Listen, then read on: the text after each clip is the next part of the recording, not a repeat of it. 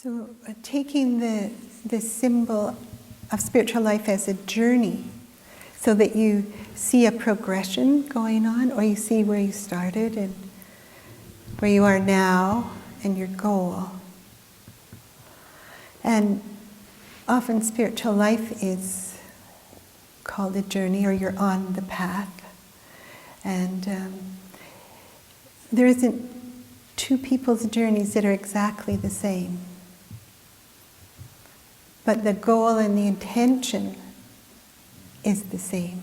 So you could have all these different journeys or all these different paths, because we're all at a space and time and different from each other. So when you started, where were you? And now, depending on the preparation before you came, what's happened while you're here, the effort you've put in, so it's the will behind it, the action, and then the knowledge that you gain. It's all going to determine, sort of like you buy your ticket for this journey, and where is it going to take you? And they have these symbols, like if you get on an airplane and you travel somewhere, you don't stay on the airplane once you've gone past your destination, you get off. So you know when you arrived. If you take the boat across the lake, you leave the boat. You don't carry it with you. It's all of these symbolic ways of saying you come to the place where you're going and you know you've arrived.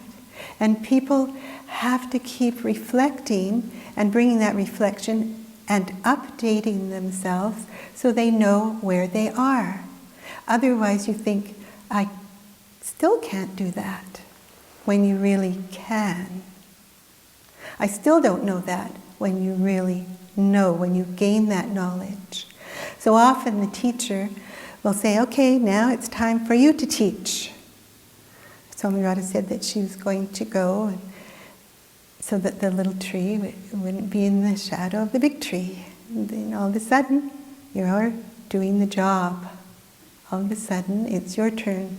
And that happens over and over. You don't think you're ready. You don't know all of the answers. You have a whole bunch of spiritual questions. Still doesn't matter. You have to start bringing forth that knowledge, bringing it into action.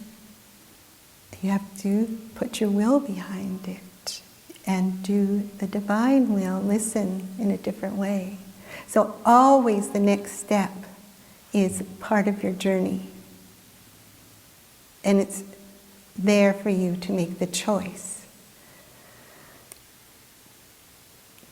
You don't want to stay in the same place, and you don't want to keep going on the same plane forever. So you have to decide what it is. So the practice is also part of that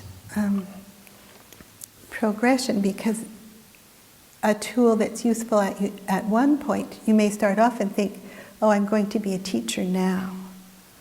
When you're not, that wouldn't be a good tool for you at that point. That wouldn't be a good practice. But later on, even when you think you may not be ready, you're ready. And your teacher knows, and something inside you knows you've arrived at that place, and you begin. And always we'll have obstacles. Always we'll have other ways to approach. Always we'll have different commitments we can make.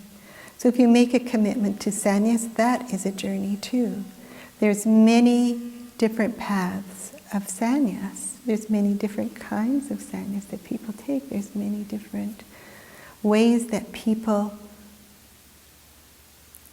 use the initiation to sannyas. So each one is exceptional and unique. And always the destination is elusive and not quite tangible. So there's always something more that you need to learn, or another place that you need to get to. But everyone has their uniqueness. So the paths are the Radha path or the Krishna path or the whatever path you choose. The Durga path, the Tara path. There's all different ways of bringing the knowledge forward that is inside you forward. It makes for a very exceptional and it's a radical lifestyle when you take a path like that. When you take the spiritual path and come here for 3 months, it's a radical step. You planted seeds that are very different. You're asking for something subtler, for something inward, for something spiritual. You're asking for knowledge. You're preparing yourself to act in a different way. So as you go along the path, your perceptions change of what the world is all about, what your world is all about, and what your path is all about. So you have to keep up to yourself. You have to keep reflection going. But what happens is what we saw with Swami Radha, and what happens here is that instead of withdrawing from the people who come, the people become our larger family. And so we all become part of the teachings that are happening. And I just think that that's so important to remember, that what we're going towards is more openness. So you do it in whatever situation and place you are. There's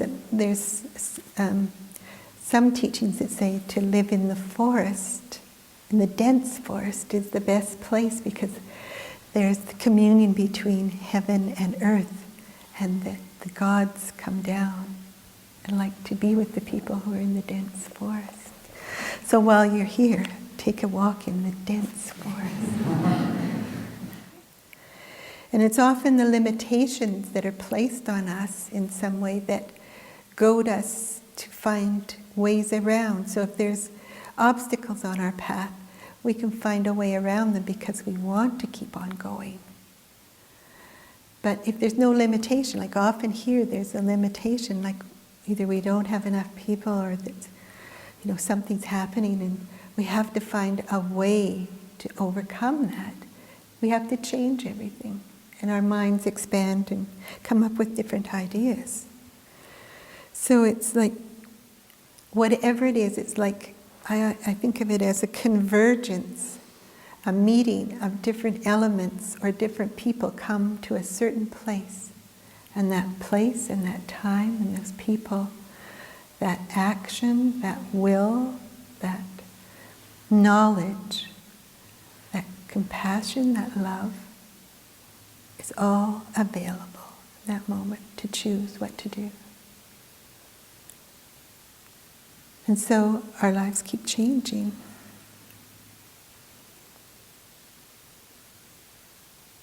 Our path, we keep changing. And that's a good part about it. It's never boring.